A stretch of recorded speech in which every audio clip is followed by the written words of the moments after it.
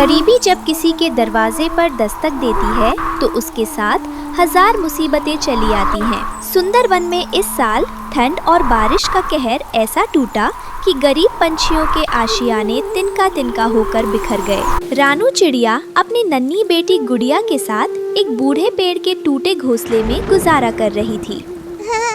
माँ, मुझे बहुत ठंड लग रही है। हमारे घोंसले की छत से पानी टपक रहा है। क्या हमारे पास कोई पत्ता घर नहीं हो सकता? सब्र रख मेरी बच्ची, तेरी माँ दिन रात मेहनत करेगी। मैं तेरे लिए एक सुंदर और पक्का घर जरूर बनाऊंगी, जहाँ ना ठंड होगी और ना ही पानी टपकेगा। जब किसी के पास थोड़ी सहूलियत आ जाती है तो अक्सर उसका अहंकार जाग उठता है। कालू कौवे का घर पक्का था, इसलिए वो गरीब पक्षियों का मजाक उड़ाया करता था।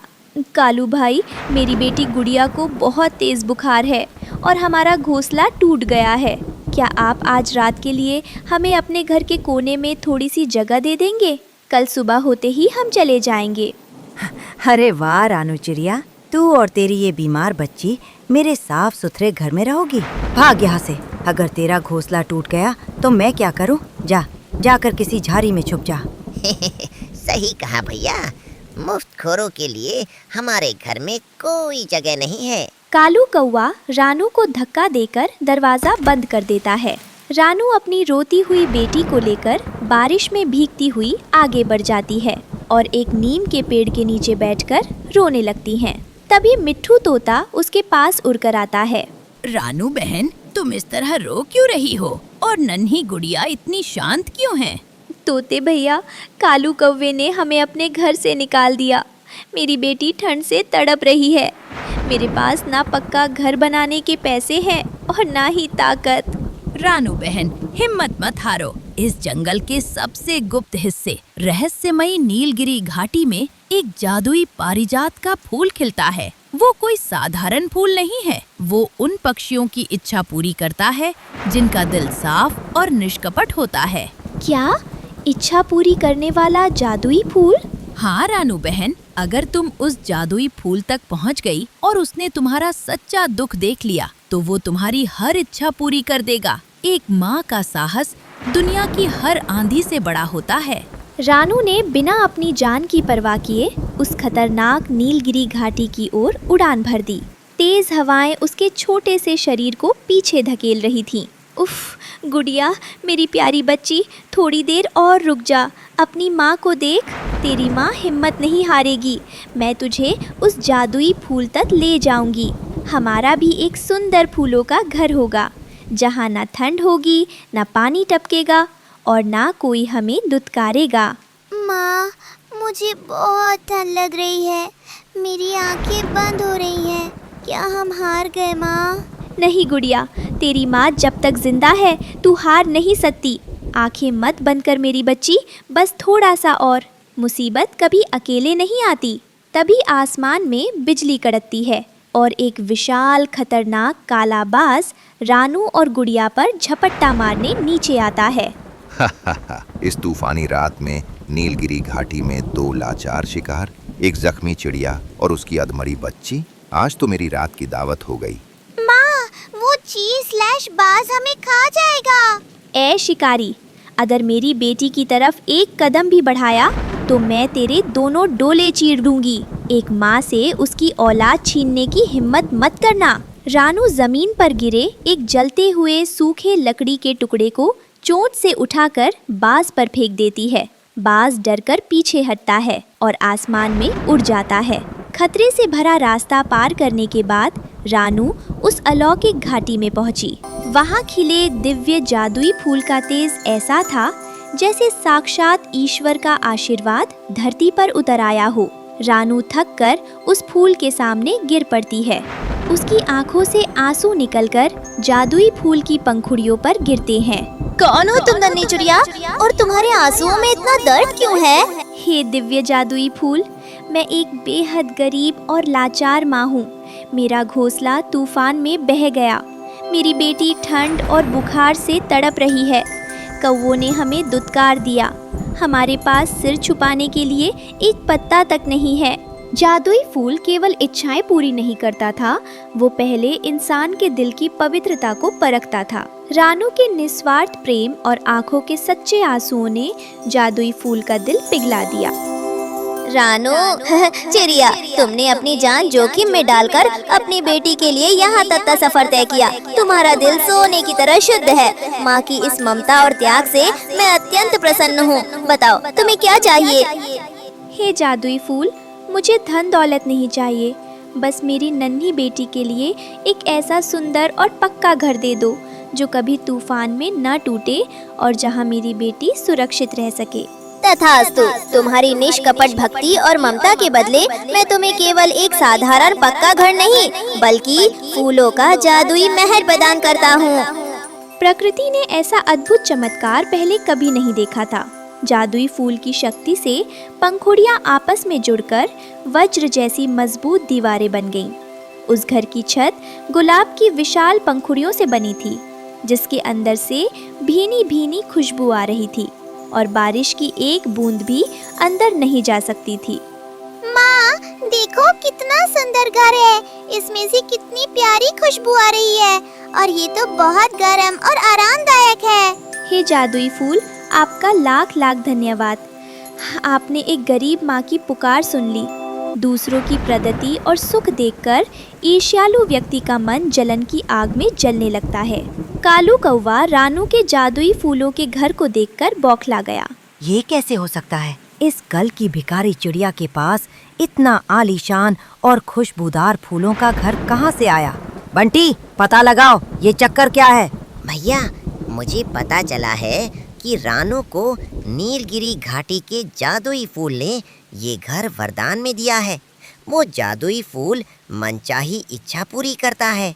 क्या? इच्छा पूरी करने वाला जादुई फूल? अगर वो फूल रानू को फूलों का घर दे सकता है तो मुझे तो सोने का महल दे सकता है। मैं भी अभी उस जादुई फूल के पास जाऊंगा। अहंकार और लालच से भरा व्यक्ति जब दिव्य शक्तियों के सामने जाता है तो उसका अंत निश्चित होता है। कालू कौवा उड़ता हुआ जादुई फूल के पास पहुंचता है। वो बिना किसी आदर के जादुई फूल के सामने अकड़कर खड़ा हो जाता है। ए जादुई फूल, सुन, जब तूने उस मामूली रानू चिड़िया को फूलों का घर दे दिया तो मुझे भी अभी के अभी सोने का महल और ढेर सारा खाना दे। मैं इस जंगल का सबसे अमीर कौवा बनना चाहता हूँ। घमंडी कौवे, तेरे दिल में केवल लालच, अहंकार और दूसरों के लिए नफरत भरी है। तूने बारिश में तड़पती रानू और उसकी बीमार बच्ची को अपने घर से भगा दिया था। लालची और क्रूर पक्षियों को मेरी कृपा तभी नहीं मिलती। तू मुझे मना करेगा? मैं तुझे उखाड़ कर ले जाऊंगा। जो दूसरों का हक छीनना चाहता है और अहंकार में अंधा होता है, नियति उसे उसकी सही औकात दिखा देती है। जैसे ही कालू कौवा जादुई फूल को छूने बढ़ता है, फूल से एक काली भयंकर बिजली निकलती है। कालू कौवे के पंख जलकर काले भूरे हो जाते हैं और उसकी आवाज भद्दी हो जाती है। जा कौवे, तेरे लालच की सजा ये है कि तेरा पक्का घर भी तूफान में नष्ट हो जाएगा और तू जीवन भर भोजन के लिए दर दर भटकेगा। अहंकार और लालच की इमारत कितनी भी मजबूत क्यों ना दिखती हो, जब कुदरत का न्याय होता है तो वो तिनके की तरह बिखर जाती है। जादुई फूल के श्राप से जल चुका कालू कौवा दर्द से करहाता हुआ अपने घर पहुंचा ही था कि आसमान में एक भयंकर आकाशीय बिजली चमकी। अरे देवा, मेरी पक्की हवेली, मेरी छत सब जलकर राख हो गया। जादुई फूल का श्राप सच हो गया। अब मैं इस तूफानी रात में कहाँ जाऊंगा? मुसीबत के समय ही अपनों का असली चेहरा सामने आता है। कालू कौवे को याद आया कि उसका सगा भाई बंटी कौवा भी पास ही के पेड़ पर एक बड़े सूखे और पक्के घोंसले में रहता है। कालू को लगा कि उसका भाई मुसीबत में उसका साथ देगा। बंटी भाई, बंटी, दरवाजा खोलो। मेरी हवेली पर बिजली गिर गई, सब राख हो गया। जादुई फूल के जहर से मेरे पंख जल गए हैं। मुझे अंदर ले लो भाई, बाहर बहुत तेज बारिश और ठंड है। बंटी कौवा दरवाजा थोड़ा सा खोलकर बाहर झांकता है।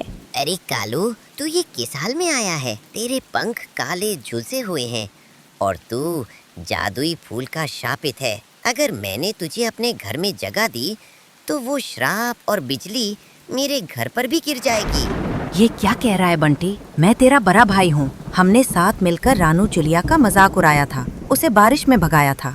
आज जब मुझ पर आफत आई है तो तू मुझे छोड़ रहा है। कालू भाई, जब तक तेरे पास पक्का घर था तो मेरा भाई था। अब तू एक भिखारी है। और वैसे भी जब तूने उस दिन बीमार गुड़िया और रानू को धक्के मारकर भगाया था, तब मैंने ही तुझे सिखाया था कि स्वार्थी दुनिया में मुफ्तखोरों के लिए कोई जगह नहीं होती। वही नियम आज तेरे लिए भी लागू होता है। चल भाग यहाँ से। बंटी कौआ कालू के मुंह पर जोर से दरवाजा बंद कर देता है और अंदर से कुंडी लगा लेता है। बंटी, दरवाजा खोलो, मुझे मत छोड़ो। हे भगवान, ये मुझे किस पाप की सजा मिल रही है? पाप की कटोरी जब भर जाती है तो न्याय की लाठी में आवाज नहीं होती। तभी हवा का एक ऐसा भयंकर बवंडर तूफान आता है कि जिस पेड़ पर बंटी का घोंसला था वो पेड़ ही जड़ से उखड़ जाता है। बंटी कौवे का घोंसला हवा में उड़कर जमीन पर गिरकर चकनाचूर हो जाता है। बचाओ, बचाओ, मेरा घर भी टूट गया। मैं कहाँ जाऊँ? देख लिया बंटी, आज हम दोनों बेघर हो गए। जिन पापों पर हम हंसते थे, आज वही पाप हमारी तबाही का कारण बन गए। इस पूरे जंगल में अब कोई हमें सिर छुपाने की जगह नहीं देगा। चारों तरफ तूफान, ठंड और बारिश का तांडव था। दोनों कौवे भीगते हुए, दर्द से तड़पते हुए अब केवल एक ही जगह आसरा ढूंढ सकते थे। वही जगह जहाँ कभी एक माँ अपनी बेटी की ममता और दया के साथ रहती थी। रानू का जादुई फूलों का घर। रानू बहन, मुझे माफ कर दो। मेरा घोंसला टूट गया, मेरे पंख झुलस गए। जादुई फूल ने मुझे मेरे पापों की सजा दे दी। आज मेरे पास रहने को छत नहीं है। माँ, इन्होंने हमें बारिश में भगा दिया था। क्या हम इन्हें अंदर आने दें?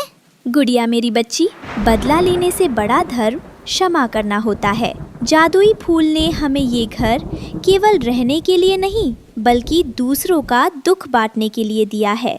रानू की दरिया दिली देखकर कालू कौवे का घमंड चकनाचूर हो गया और उसकी आंखें खुल गई। रानू बहन, आज मुझे समझ आया कि असली धन सोना या पक्का घर नहीं होता, बल्कि साफ दिल और दूसरों की मदद करने की भावना होती है। तुम्हारा ये फूलों का घर तुम्हारी पवित्र आत्मा का प्रतीक है। जहाँ प्रेम, दया और निस्वार्थ भाव होता है, वहीं ईश्वर का वास होता है और वहीं सच्चा चमत्कार होता है। उस दिन के बाद रानू चिड़िया और उसकी बेटी गुड़िया उस जादुई फूलों के घर में खुशी खुशी रहने लगी। रानू ने अपने घर के दरवाजे हर बेघर और ज़रूरतमंद पक्षी के लिए खोल दिए। जादुई फूलों का घर सुंदरवन में निस्वार्थ प्रेम और माँ की ममता की अमर मिसाल बन गया।